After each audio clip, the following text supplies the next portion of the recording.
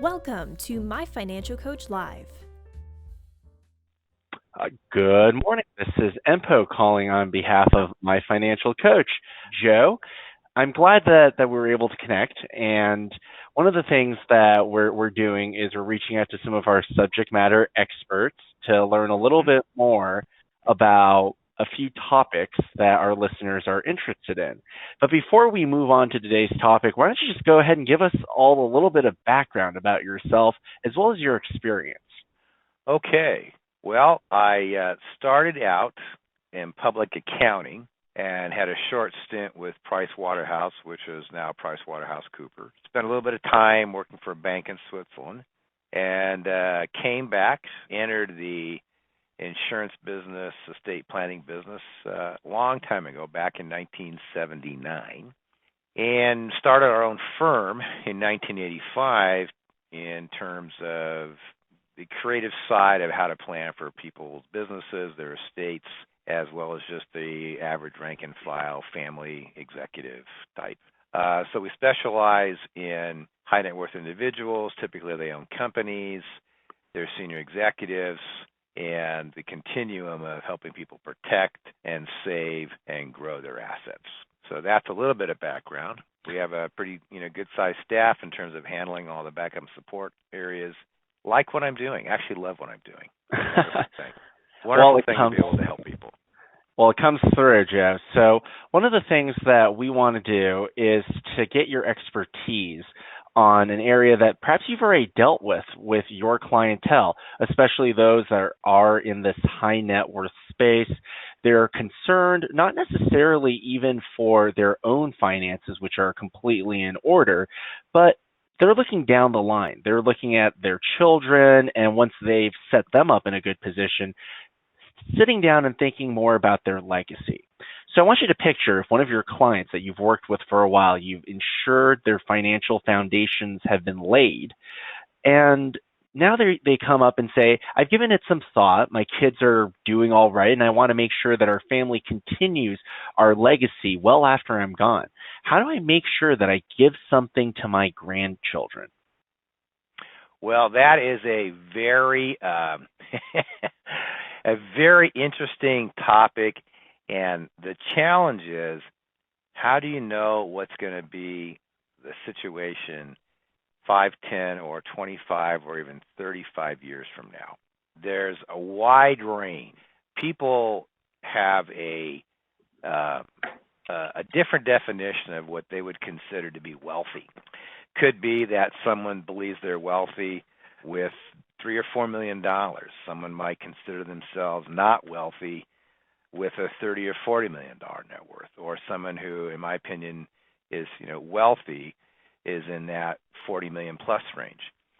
The challenge has always been, generation one, grandma and grandpa, typically have worked really hard, built a big business, been successful at what they've done. They're probably doing fine. The question then becomes what you want to do for your grandkids. Do you want to skip your kids?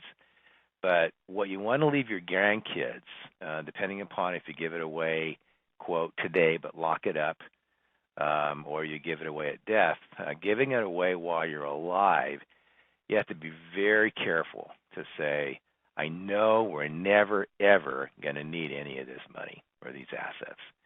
And I can give you case after case where wealthy grandparents were making significant gifts to grandkids, and the wealthy grandparent situation shifted where they might have been literally, it's a specific case, worth 40 or 50 million, and privately held company sold out to a publicly traded company.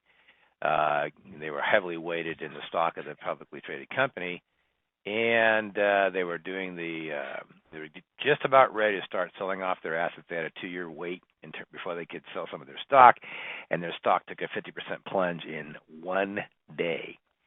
And it created havoc. And the gifting they had done, they went, oops, I wish we hadn't have gifted it all away.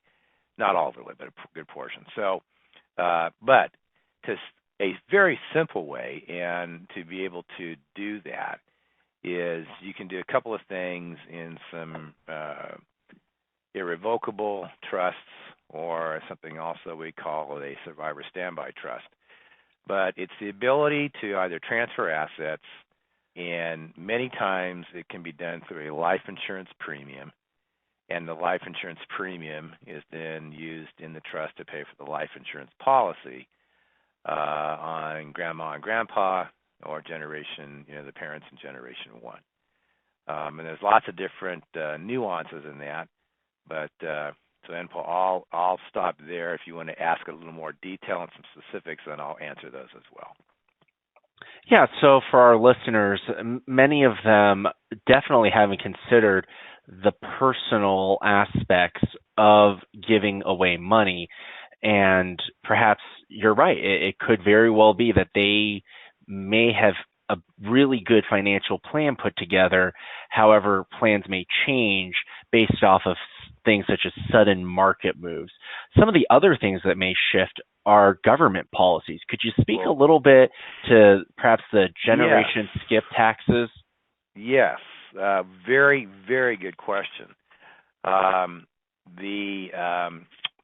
amount of money that an individual could give was capped, meaning in terms of bequeathing to the next generation or to anybody they wanted, was capped at about $5 million prior to the recent tax law change in 2018, and then it went up to $11.4 million.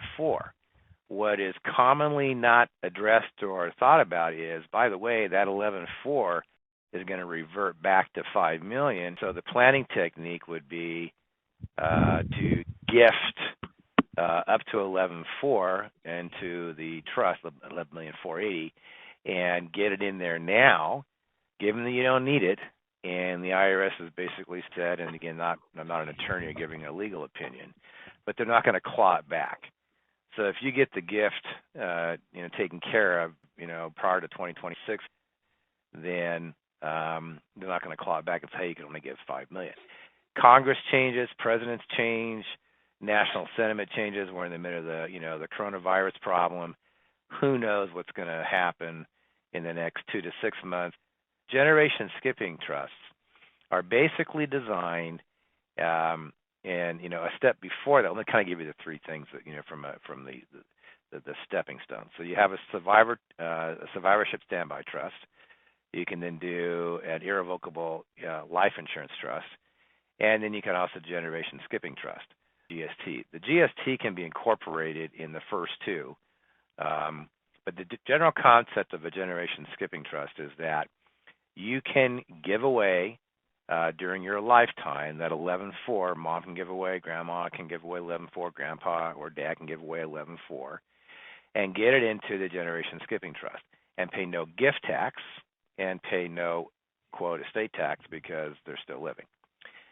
They pass away, and the generation skipping trust now has whatever amount is in there, and there's no estate tax on it. And then they can have it for the lifetime income benefit for either their kids or their grandkids, and depending on what state, you can go great grandkids or great depending.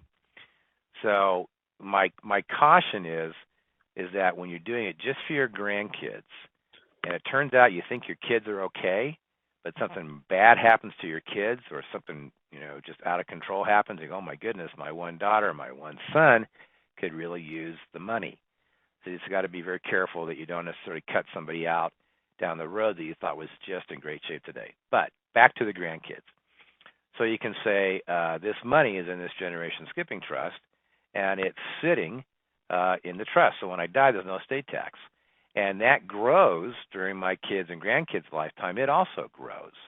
Now, you're required to distribute the income to the income beneficiaries. Well, technically you're not, but if you keep it in the trust, it's going to be a higher tax bracket.